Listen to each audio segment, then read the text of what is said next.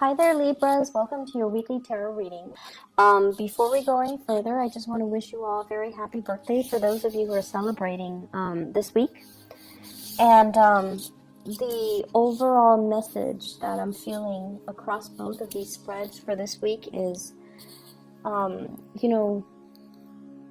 lot of the times, right, like you guys are the balancing of the scale, trying to make sure that things are fair, trying to do the right thing, trying to, balance out that karmic scale so that both parties always contribute an equal amount, okay? And I'm reminded of the situation where it's a picture that I saw on social media. It's about, being fair and also being equitable. And you have like a short man.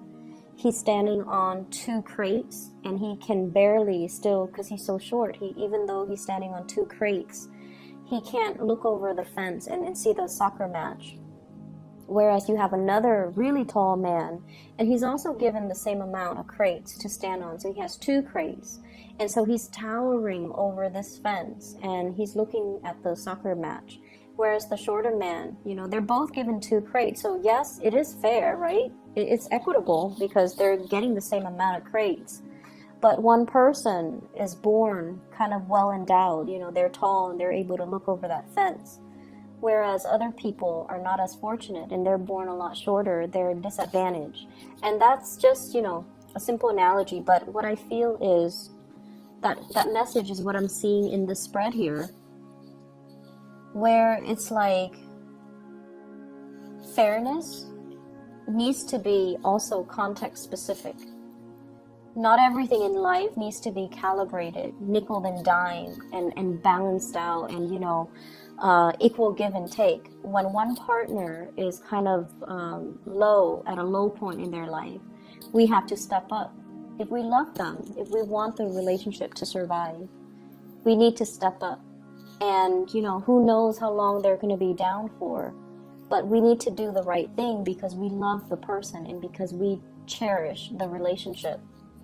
And likewise, when you're down in the dumps, they're going to have to step up too. And they might not know how long it's going to be. And it's these moments where the balancing scale, when the scales are off or the scales are off kilter, that's when we really understand and truly see how the other person treats us. And that's what really dictates, whether or not they really love us. So in relationship, maintaining the niceties, maintaining the balancing act, maintaining the scales of equilibrium, not to rock the boat, not to, upset the apple cart, or like walking around on eggshells around another person. All of these things are kind of, they're just the veneer. They're just like the superficial things that we do to maintain a very balanced relationship. But the tipping point, the sore spots, it's when the trouble begins. It's when people are put under pressure. That's when we know what people are all about. And that's when we, or even you Libras, know what you're all about. Are you willing to rough it out? Or do you run at the first sign of trouble? So I feel like this is the week where you have to kind of examine the deeper motives, okay?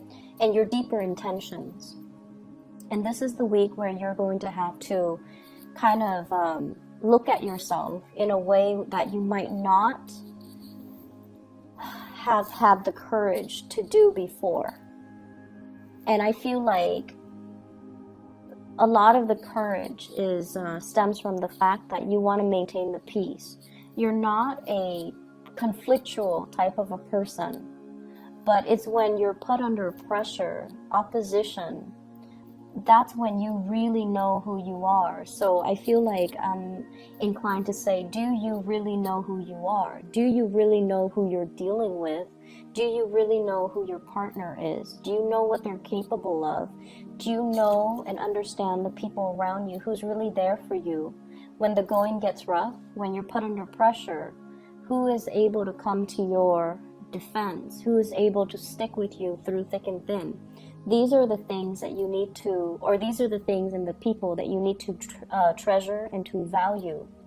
The rest of it is just the veneer, it's just the facade, it's just the social niceties, the airs that people put on. But at the end of the day, it's like, you know, it's all fake, pretty much, okay? So that is what I'm seeing across both of these threads. And I feel like it's coming out here in the spiritual advice a lot more than the love reading, thank God. But I feel like these are things that we're going to have to examine, not only for this week, because I feel like the energy is going to permeate all throughout your birthday time. And, you know, birthday time is when we get a lot of contact, a lot of invites, a lot of communication from other people. So who's really reaching out? Who's really there? Who really remembers? I feel like that's going to be a test of how much you mean to them, and that's going to be a test of, you know, who really values you and who really is valuable to you, okay? So let's talk about your relationship sector first. I feel like you're dealing with somebody who's showing you a different side of yourself. Okay, so like, it's not going to be as balanced as you hoped, okay? Because this person is injecting a grander vision into the picture. This person is not just about, hey, it's me and you, happily ever after. This person has dreams and aspirations that are a lot bigger than you or them. And I also feel like they're willing to forgo a relationship if it doesn't meet their ideals. And then also they're willing to forgo a relationship if life is calling. And the person you're dealing with here, I have here the Queen of Swords. And the Queen of Swords, this fell out for, I believe, Taurus. So if you have Taurus in your chart, if you're dealing with a Taurus, you might want to, you know, take a look at this, okay? If you're dealing with a Taurus, if you have Taurus, moon, sun, or rising in your own chart, their reading might be pertinent as well. It might help you understand things from another person's perspective. You don't have trouble doing that, but I feel like it might be meaningful. Anyways, we have here an air sign, an Aquarius, a Gemini, or a Libra, such as yourself. However, I mentioned before, I feel like you guys, especially the Libra moons, you guys love your pinks. And I have this card that represents you. I might actually talk about this first so that you can see the contrast. So this is your energy, the Eight of Cups. This is walking away from a situation that is not balanced, a situation that you've invested a lot of time, resources, energy into, a lot of work into as well. And at this point, you're tired. Emotionally, you're overtaxed. And you feel like, oh my gosh, I've wasted so much time. It's been really hard for you to disengage, mainly because you're like, I've invested a lot of time and I'm not going to be able to recoup my loss. And so you might have been hesitant about walking away in the past, but now you're willing to walk away. You're willing to take a new path, mainly because it's not emotionally nurturing you anymore. And it felt very heavy, and it has felt very icy and cold for a really long time. So, you know, you put on the veneer that like everything is rosy, right? That pink, everything is rosy, everything is peachy. However, internally in your hearts of hearts, I don't feel like you can deny the fact that your heart is not in it anymore. It's taxing, and it's not liberating, and it's unbalanced, and it's not reciprocal. And so many of you have chosen to walk away from a situation, or emotionally you have walked out of a situation. And I feel like you're looking towards somebody else here, okay? Somebody is bringing something into your life. They're showing you a different perspective. And I feel like you might still be in this other relationship that you can't really recoup your loss, so you can't really move away. There might be children. And you might have also wondered, like, you know, I can't leave because, you know, there might not be other people, other suitors, other opportunities for me until this person comes into the picture. And this person is everything that you've wanted. They're blue, you're very pink. So I feel like there might be gender role reversal, okay? And that's just the stereotypical, you know, color coding that I'm using. But I do feel there's an element here. This is a female energy, and yet her demeanor is very, very strategic, very icy. So she's not a warm, cuddly type of a person. However, she's very intelligent. So it could be a male or a female, but their energy is that they're not, you know, typically warm and cuddly and welcoming and things like that. However, this person is very highly activated on the crown chakra. They have a lot of insights, a lot of wisdom. They can see through people. They can see through situations. They can bring a lot of clarity in a situation where there is none. And I feel like you find them very, very attractive. And one of the ways in which Libra and Taurian people find other people attractive is in the symmetry. The way they dress, whether or not their clothes like are complementary colors, the way their facial features are, whether or not they have dimples or they have like a gentle, a kind face. So I feel like you guys are really are suckers for like people with a pretty face. Okay, like we're talking like classical beauty, like somebody with dimples, somebody with long eyelashes, somebody with expressive eyes, somebody with features that make them feel like very gentle, very like harmless, okay, like big eyes and, you know, rosy cheeks and plump lips and, you know, things that make people feel like, wow, this person is like a doll, they won't really hurt a fly. So you find this person really attractive, and I feel like that's the first thing that drew you in. You found them very, very attractive, very physically, aesthetically pleasing to look at. And when you got to know them, you might find this aloofness, this icy demeanor about them quite fascinating, mainly because it's not emotionally draining on you, mainly because they don't demand a lot from you. And so many of you might be in one relationship where you're like looking for a way out, and you've been thinking about it for quite some time, but you stuck around. And I feel like this person is like a breath of fresh air into your life, and you're kind of starstruck, but you're just like, maybe I can have both, you know, like I see this element about weighing out the pros and cons, and at the end of the day, you've concluded, maybe I don't have to forego one to have the other. Maybe I can do both because this person doesn't seem like they're emotionally needy. So I can put my emotional needs here and just, you know, have this person in whatever way I can because they're not going to make demands of me. And I feel like at first it was like that. However, you became attached to the other person. They're like this, very aloof. They can take care of themselves. They're independent. They don't really need another person.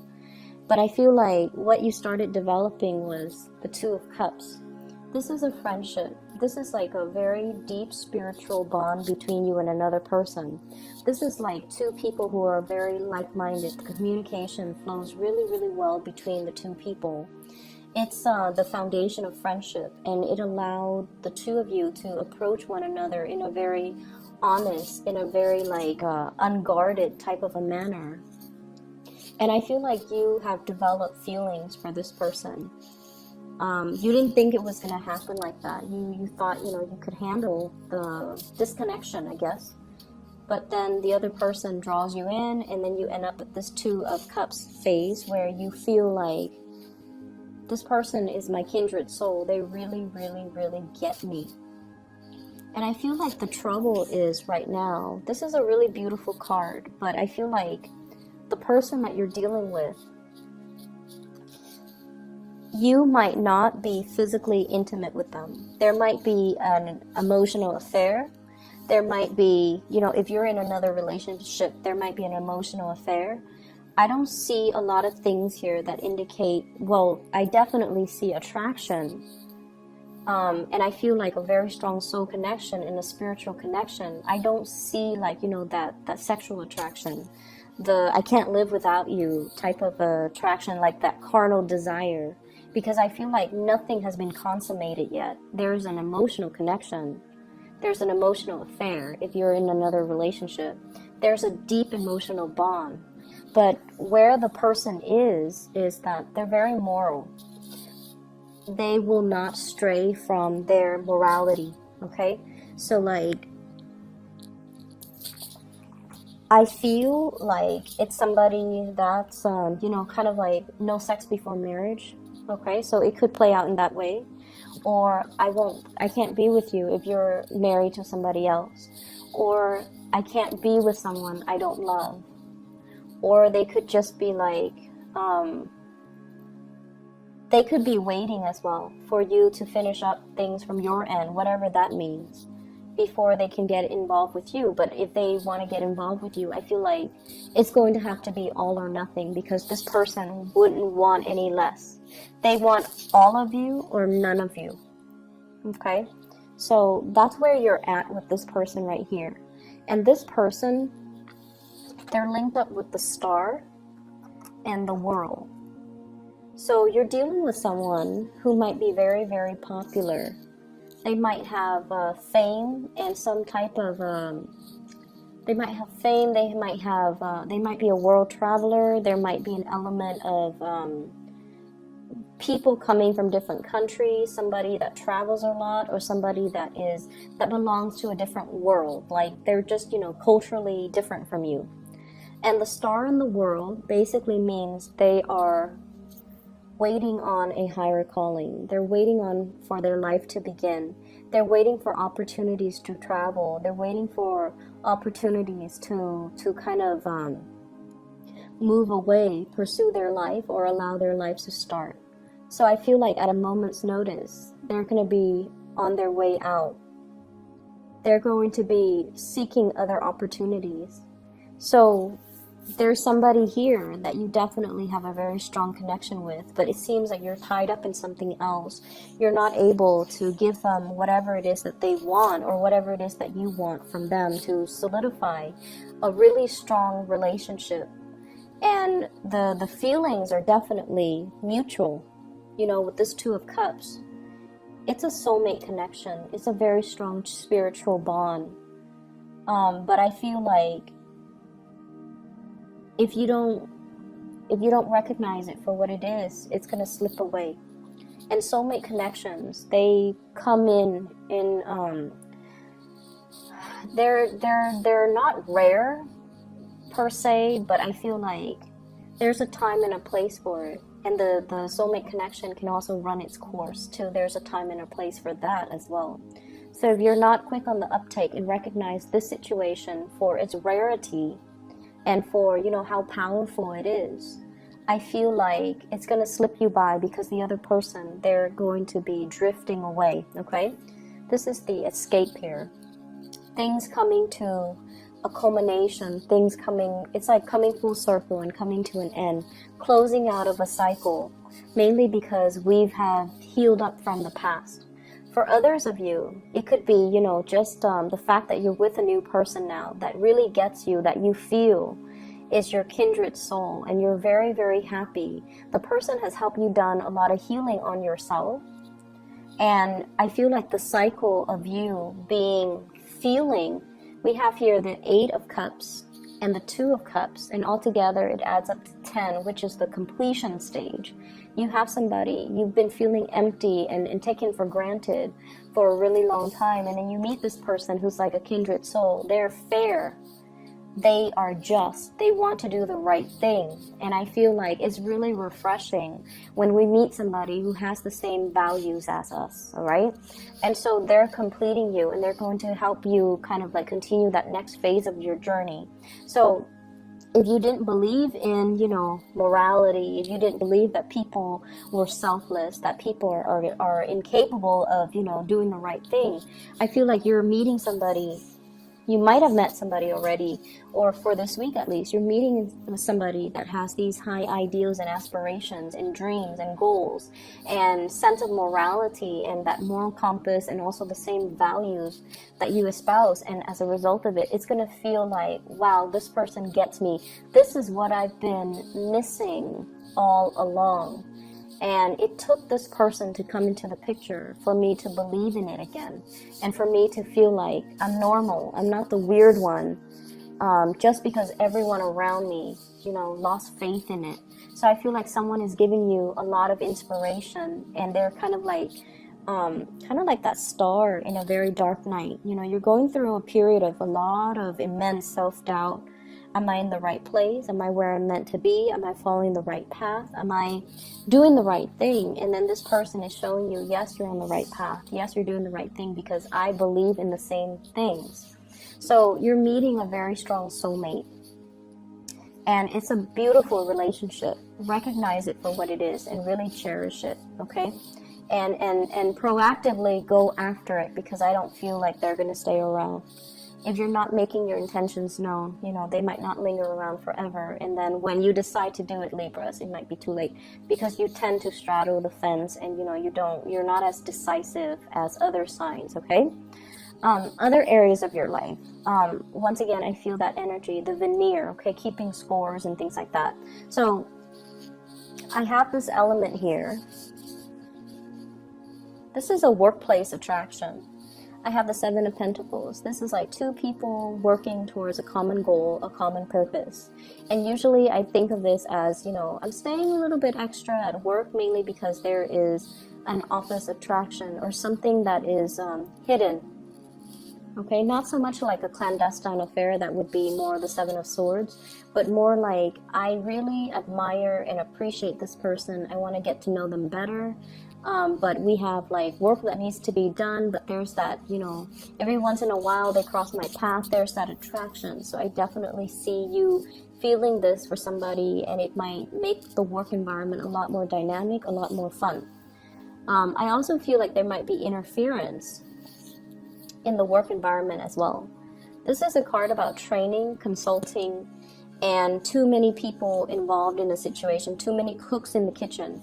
Everyone is offering their 2 cents, unsolicited nonetheless, and everyone feels like they're an expert in their field, so they're coming together to kind of offer, you know, their advice, offer their take, and it can create a lot of confusion. And I feel like that's what it's doing here. We end up here with the Five of Pentacles. And the Five of Pentacles is a situation where we feel kind of left out. We feel a little bit hidden and isolated. And despite all of these options, all of these people coming in telling us what we should do, it's really hard for us to listen to our inner voice and allow... It's like these inputs from these other people is drowning out your intuition. So you should really listen to your intuition and figure out what you need to do, okay? So that's one area that I feel, you know, there's workplace attraction. There's also like workplace confusion and interference, and too many people telling you what to do. And you want to, of course, appease everybody. But I feel like you're at a point where you can no longer do that. You're at a point where you need to kind of step out of your shell and grow up. And I want to say like almost grow a backbone. And do what it is that you're divinely, intuitively guided to do, rather than being afraid to upset people by not taking their advice, even if what they're offering you is not appropriate for what you're dealing with, okay?